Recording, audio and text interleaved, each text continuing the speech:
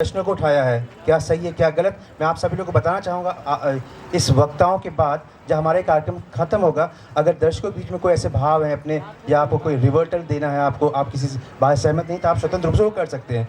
जैसे इन्होंने कुछ बातें करी, कुरीति, मौलिक अधिकार, शास्त्र और वेद, जाति भेदभाव की बात करिए, उसके आधार पर शादी विवाह जो करता है वो अवगुण होते हैं उसमें, ठीक है। तो यहाँ पे एक क्वेश्चन रेज कर गए हैं, रीजन ऑफ अनटचेबिलिटी, कारण क्या है, जाति विशेष या परिवेश विशेष। तो आइए हम अपने अगले वक्ता के पास चलते हैं, जिनका नाम है advocate Saurabh Singh from Lucknow high court. तो जैसा कि अभी आपने देखा कि हमारे बीच समाज सेवा के बीच से, मेडिकल के बीच से, अब देखिए आइए क्या कहता है कानून, क्या कहता है संविधान, एक अधिवक्ता के वक्तव्य से। सौरभ, समय का सभी लोग ध्यान रखिएगा, हम बार बार कह रहे हैं 3 minute. Thank you so much.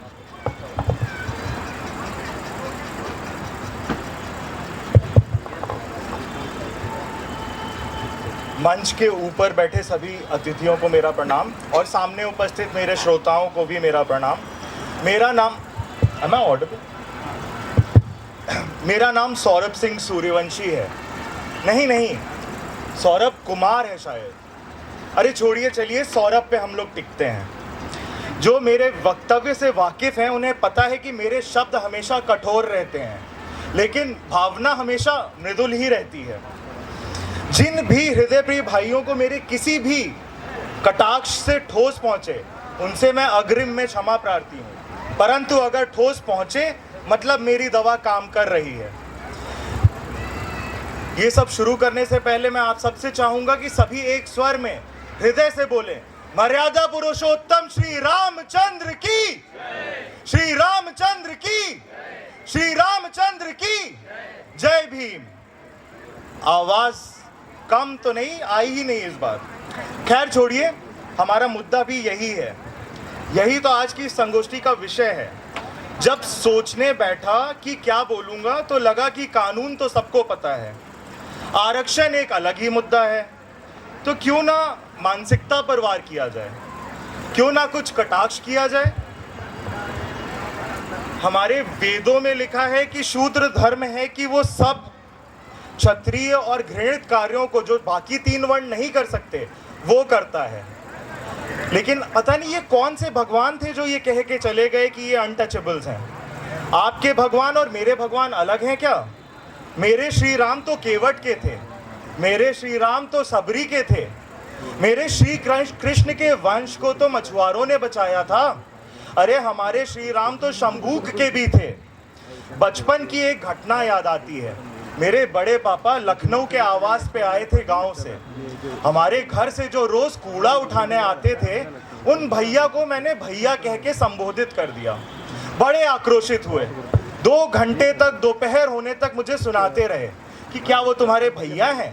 कूड़ा उठाने वाला है, कूड़ा उठाने वाला ही कहो। मैं भी ठहरा विद्रोही। जब तक 1 हफ्ते तक वो घर पे थे, नियम अनुसार रोज भैया को 1 गिलास पानी अपने हाथ से भैया बोल के पिलाता रहा। मेरे इस विद्रोह से मैं ये नहीं कहता कि बदलाव मुझ में आ गया, लेकिन बदलाव आएगा, अगली पीढ़ी में ज़रूर आएगा। आप में से बहुत से लोग मानते होंगे कि जो अनटचेबिलिटी जैसी कुरीति से आप ऊपर उठ चुके हैं वो आपको लिबरल बनाती है। लेकिन मैं आप सभी से प्रश्न करता हूं कि जिस गिलास में आप पानी पीते हैं, क्या वही गिलास आप अपने घर में आने वाले कूड़े वाले को पानी पिलाएंगे? और अगर पिलाएंगे तो क्या इसकी गारंटी है कि उस गिलास को आप उन्हीं बर्तनों में सम्मिलित कर लेंगे जिसमें आप पीते हैं या खाते हैं? नहीं करेंगे। हम में से अगर एक वो इंसान है जो कर लेगा तो वो सही मायने में अनटचेबिलिटी से ऊपर उठ चुका है। लेकिन मुझे अभी भी शक है कि हम में से कोई भी ऐसा है जो ये करेगा। वही हाड़, वही मांस, वही खून, वही मौत, वही पंच तत्व, फिर भी इतना भेदभाव। सोचने पे मजबूर हो जाता हूँ कि प्रदूषित वो है या हमारी मानसिकता। घर में अगर प्रवेश हो जाए इनका, तो हम गंगा जल से पूरे वातावरण को पवित्र करते हैं। बड़ी अजीब विडंबना है ना कि जिस गंगा जल से हम अपने वातावरण को पवित्र करते हैं, उसी गंगा मैया को हमारे मल से मुक्त कराने के लिए यही शूद्र भाई बहन दिन रात एक करते हैं कि वो गंगा मैया पवित्र हो जाएं। वो अछूत हैं क्योंकि हमारा मल साफ करते हैं। इस हिसाब से तो मेरी और आपकी जिंदगी में सबसे पहली शूद्र हम सबकी माताएं हुई। सबसे पहले हमारा मल साफ करने वाली हमारी माएँ हैं, तो वो शूद्र क्यों नहीं? क्यों उनकी हम पूजा करते हैं? एनसीआरबी के डेटा के हिसाब से हर वर्ष 40,000 आदिवासी महिलाओं और शूद्र महिलाओं का रेप, ना कि सिर्फ बलात्कार बल्कि निर्मम तरीके से हत्या कर दी जाती है, जैसे उनके अंदर जान है ही नहीं।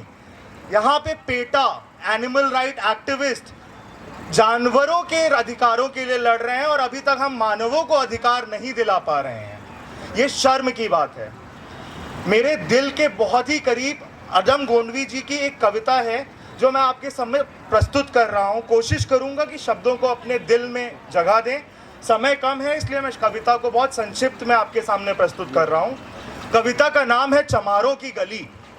आइए महसूस करिए जिंदगी के ताप को, मैं चमारों की गली ले चलूँगा आपको। जिस गली में भूखमरी की यातना से ऊब कर मर गई फुलिया बिचारी एक कुएं में डूब कर।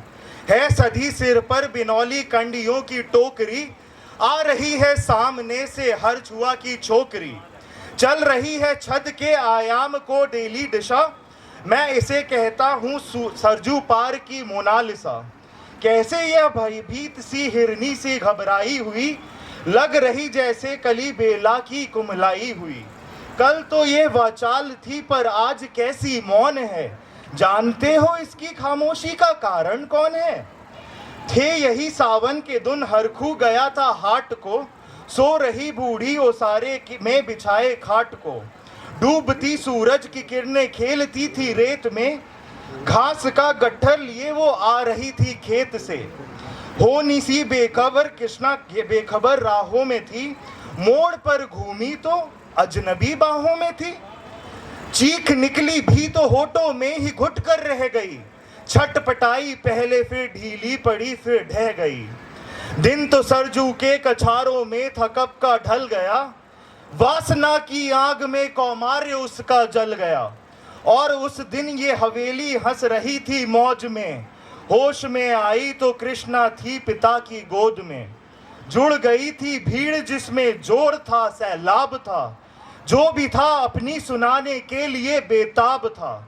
बढ़ के मंगल ने कहा काका तू कैसे मौन है, पूछ तो बेटी से आखिर वो दरिंदा कौन है। कोई हो संघर्ष से हम पांव मोड़ेंगे नहीं, कच्चा खा जाएंगे जिंदा उनको छोड़ेंगे नहीं। कैसे हो सकता है होनी के हम टाला करें, और ये दुश्मन बहू बेटी से मुंह काला करें। बोला कृष्णा से बहन सो जा मेरे अनुरोध से, बच नहीं सकता है वो पापी मेरे प्रतिशोध से। पड़ गई इसकी भनक तो ठाकुरों के कान में, वो इकट्ठे हो गए थे सरपंच के दालान में। दृष्टि जिसकी है जमी भाले की लंबी नोक पर, देख रुक सुखराज सिंह बोले हैं खैनी ठोक कर। क्या करें सरपंच भाई क्या जमाना आ गया, कल तलक जो पांव के नीचे था रुतबा पा गया। कहती है सरकार की आपस मिलजुल कर रहो, सुअर के बच्चों को अब कोरी नहीं हरिजन कहो। देखिए ना यह जो कृष्णा है चमारों के यहाँ, पड़ गया है सीप का मोती गंवारों के यहाँ। जैसे बरसाती नदी अल्हड़ नशे में चूर है, हाथ ना पुट्ठे पर रख देती ये इतनी मगरूर है। जैसे बरसाती नदर अल्हड़ नशे में चूर है, हाथ ना पुट्ठे पर रख देती ऐसी मगरूर है। भेजता भी है नहीं ससुराल इसको हर सुखा, फिर कोई बाहों में इसको भींच ले तो क्या हुआ। ये थी हमारी सोच। हमने कभी भी इनको इंसान समझा नहीं। हम यहाँ पे बहुत कुछ कह सकते हैं कि हम ऊपर उठ चुके हैं, ये कुरीति अब पुराने ज़माने की रह गई है। लेकिन अगर हम शांति से बैठेंगे सोचेंगे तो ये हमारे साथ जी रही है। यहाँ अगर कोई मेरा भाई यहाँ पे कोई भी इस काम में लिप्त है, उसको हम उस गिलास से पानी नहीं पिलाएंगे। उसको अगर हम एक बोतल दे देंगे तो उस बोतल को वापस कभी नहीं लेंगे। तो हमें शुरुआत ना कानून से करनी है, कानून ने अपना सारा काम कर रखा है, ना शुरुआत हमको आरक्षण से करनी है, वो एक अलग मुद्दा है और उसमें भी आरक्षण की अभी उतनी ही ज़रूरत है, क्योंकि हमें वो मुट्ठी भर लोग दिखते हैं और वो जो जनमानस का सैलाब है जो रोज़ रात को सूरज ढलने के पास या तो बलात्कार के शिकार चढ़ जाता है या उसको मार दिया जाता है, उसके बारे में हम नहीं सोचते हैं। हमें सोचना पड़ेगा। उनसे पहले सोचने के पहले हमें अपने बारे में सोचना पड़ेगा कि हम अपनी मानसिकता चेंज करें, क्योंकि बदलाव इस पीढ़ी में नहीं आएगा, बदलाव हमारे बाद जो पीढ़ी आएगी उसमें आएगा।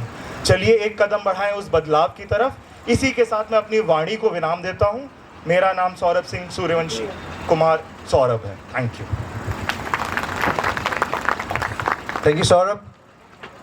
विद्रोह करना ज़रूरी है। जी हाँ, चैरिटी बिगिंस एट होम। अगर आप अपने बदलाव नहीं करेंगे तो आप अपने बगल वाले को बदलने की कोशिश के बारे में सोचिए भी नहीं।